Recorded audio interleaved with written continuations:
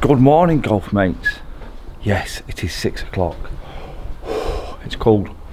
Right, garage for a coffee, for some fuel. Got my own water and I've got a club in my pocket. But I didn't make my sandwiches last night, so I need to go and get some sandwiches. Then another day greenkeeping. And you ready? The feedback, and because I enjoyed it that much, I'm not going to get the sack. Sticking at it all week, and it's going to be a series. I'm going to do stuff a lot more. Anyway, let's get to work. I don't want to be late. Right, golf mates, learnt my lesson yesterday. Got myself a protein drink, so my muscles are not hurting tomorrow for golf. And you're not going to like it. Egg mayo ×2. But while I've got you, I'm just going to stop the car. I'm going to have to go outside so you can see. We're in May, and I've had to de-ice the car because of frost, but there's still some on the roof. Watch this. So that's a question for today. How do you deal with frost when it's meant to be warm? Come on, straight to work. Right, golf mates, I've just spoke to the gaffer. Look at this for a beautiful morning. See how sunny it is? But look at that. It's like Christmas Day. That is not dew. That is frost. Right, on today's video about being a greenkeeper, this is what we've got in store today. Drainage, bridge. I've got to finish off the bunkers. Also, greens iron, putting holes in. Yeah, today's going to be a better video than yesterday, which yesterday's video has gone down like a tree. So I don't want to get sacked in the morning, but I will be playing golf tomorrow. Yes, 2 balls. Me and OMP will be playing golf tomorrow. Get in. But I've got to finish these bunkers off. Right, golf mates, you ready for this? Last bunker. Now, it's took, seriously, over 2 days. It's took 4 hours, 2 hours a day. So I've done all the bunkers. This is the last one. So I'm just going to show you quickly. I've just got the drone over to Dave now. He's dropped that big tube off there and it's going to be a bridge. So the next job you're going to see could be a bridge, it could be a drainage, it could be the greens mower, cutting the holes. It's going to be a good one, this, isn't it? It's going to be a good one. Right, I must dash.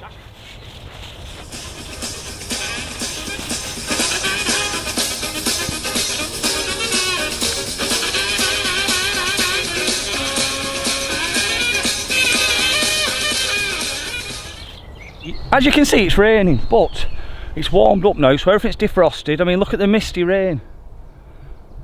And I think we're due a bit of rain, but I think the course will green up tomorrow for first day's golf. Absolutely fantastic. Yes, 2 balls are allowed tomorrow from different households.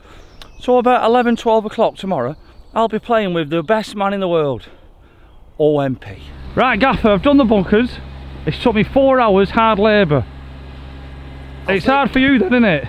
It's definitely harder for us the way we do it because we really get down deep, but again, give you credit, you've done a great job for us. There's one little thing you've got missed out. There's 2 bunkers behind me here, which I'm going to show you why, but I think you already know why. Yeah, because there's a few stones in with the kids chucking off that path behind you. That's right, and I've got a nice little gadget for you to use to clean the bunkers out. So, rain's coming in. Thank you for 7th green. What's this machine Jim's on?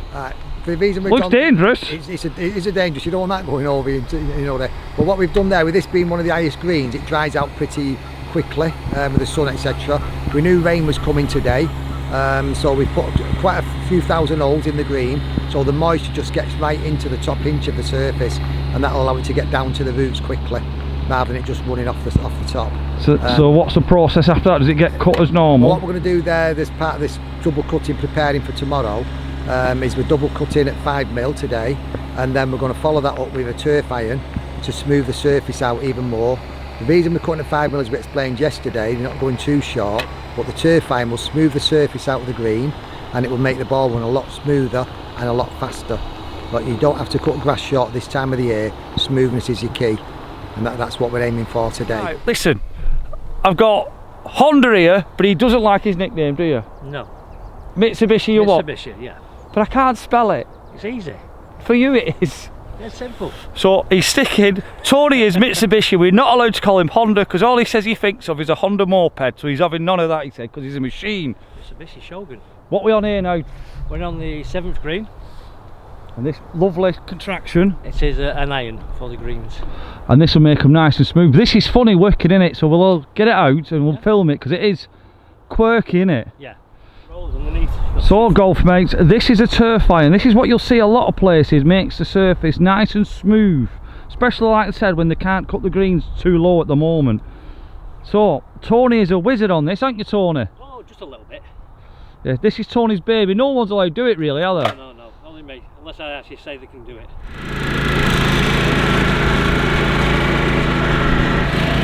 Won't lie to you, I've got to get a go of that. That looks funky. That's got my cup of tea. Forget the big diggers, I need a go of that. Yeah. Right, Liam, are you ready now, sir? Yeah. We're going to go left. Straight up there. Off you go. Wait, what are you doing? Well, get off. Right, that's it. Get off. You're suspended. Look at that, you can't even get off the machine properly. Right, Gaffer. Changing the hole, you've got a right box of tricks there, haven't you? Is all that just for change a hole? This is it, Apple. By the way, his name's Apple. I'll tell you why later. But this is what we need, every greenkeeper. Well, you've not got a nickname yet. Well, Gaffer, I'll leave it as Gaffer, I'll show you respect. Okay, don't call me Jaffa. Right, what we've got, every greenkeeper's got the same box of tricks, right? This is the most important thing that everyone moans about that never gets used. Can I put my hand up there and say I'm one of them? I've heard you. Okay. That's why I'm making the point. Okay. I've been told in the past. So that's the hole cutting board. Just show you what it's like. Polypropylene, hard as nails, perfect circle for the hole cut to go through. For the hole cutter, sorry. Right, I've chosen my spot now. Nice bit of grass, fresh for tomorrow's golf, openly. This little gadget here, any idea what that's going to do?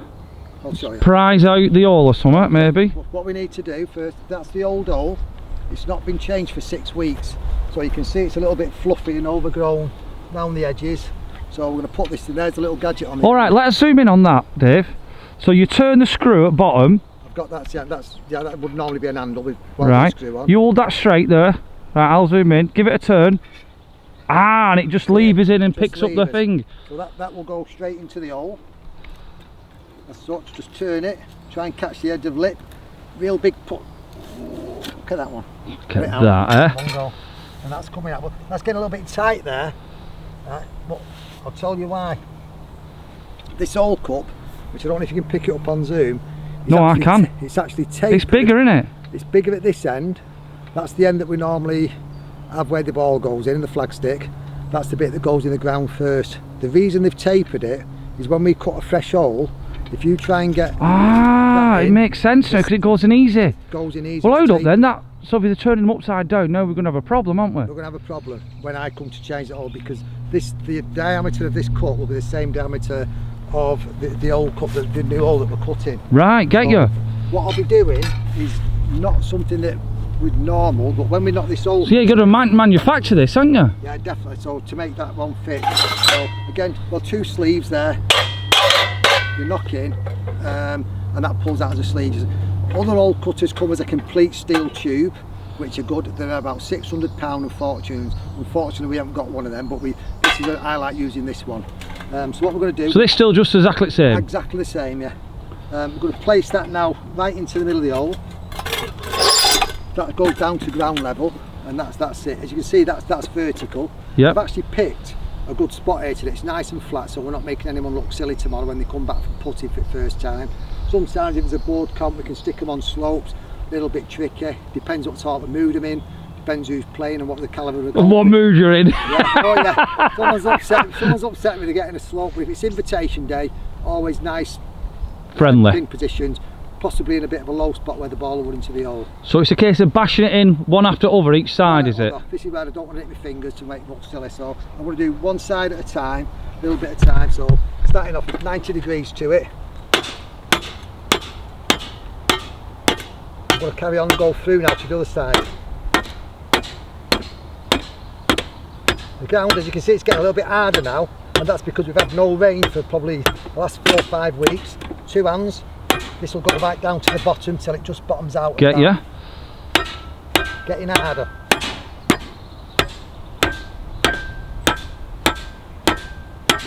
That's it, can't go any, that's a perfect set depth to allow that cup to go all the way in and leave us with 1.25 inches at the top. Like to get that out now, is normally if it was nice and soft, we'd give it a nice little turn and it snap the soil at the bottom. Right, so what I'm going to do, I'm just going to wiggle this because the ground's very hard. but it will, as I'm bringing it up, I'm going to enlarge the hole slightly at the top. So it'll allow fit that in. Ah, makes it. So this is your trick of the trade, isn't it? So that is literally snapping. Now many of you might go, oh crikey, he's making the hole bigger and all but that. that's what you have to, otherwise that's not going to go in, is it? It's not going to go in, but even on a normal day, when we're not turning it upside down, you still need to do that, because you imagine a solid block of soil. You've got to break it, haven't you? You've got to snap it. You can't do it without actually snapping it. So just give it a little wiggle. That is now at the bottom of that thing. Snapped it off, and now I can turn it. Watch how easy this is. That way. And back. Now when that comes out, it'll be nice and clean at the bottom. So we've got to watch for the lifting for the back. Legs under there and pull. So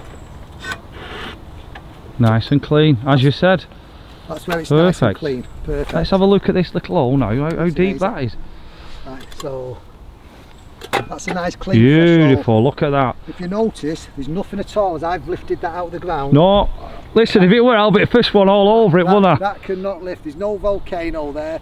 No raised hole at all. Right. So what's that other gadget now? Is that for pushing it in then? That'll be that's the old cup setter that sets it at the regulation depth of old cup from the top. You've got to have an inch and a quarter. Right, super. So first thing, well, I'll just show you this going in normal with a taper, how easy it goes in. We spin it, just polishes the sides, and you knock it in, and then use this to just give it a little tap. Normally be standing on the board as well. Just give it a little tap, and then that, it's got a preset depth. Put that on there. That's fit inside the cup. Couple of spins, polishes the edge nice, no crowning whatsoever. Yeah, get you. So I've gone away now, left that, and it's up to you guys to get the ball in the hole.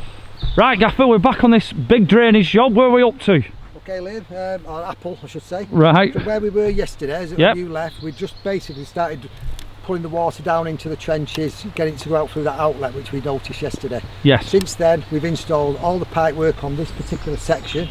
The key thing is getting the levels right, as we did yesterday, but you've always got to have a good junction, and that is a perfect junction fit, same as this one, and that means these side drains can fit into there and they all run completely clean. Now what I've done, we've backfilled up to near the top with the 10 milli gravel, so there's probably about 30 or 40 centimetres of 10 milli gravel there, which is good free draining material. We've topped that off with 5 milli gravel here. Get you. Right, I've got some of that in my hand just to show you the difference there, smaller. There's the 10 mil, that sits on the top of that, and then after that we put this stuff in, which is the final top layer. What's that then? This is called root zone. What's that about? Is that special or something? Well, it's special in the fact that it's not a straight soil. Sometimes you get soil and it has a lot of clay in it. It's hard to get all the good decent quality soil these days. So we've got the blinding layer in.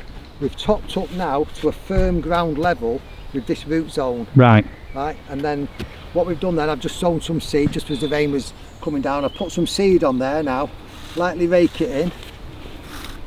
So it's just nicely covering the soil into this, getting the seed into the top of the soil. And just so this is not really, this is just for shows what it'll be like for the rest of the job. Yeah. It's just to give the golf mates a bit of understanding how it's going to be finished. What I've done basically is just give you a profile from the pipe work, well the excavation, the pipe work, the backfill as in 10 mil gravel, 5 mil gravel, and the root zone. That will be continued consistently all the way through the job.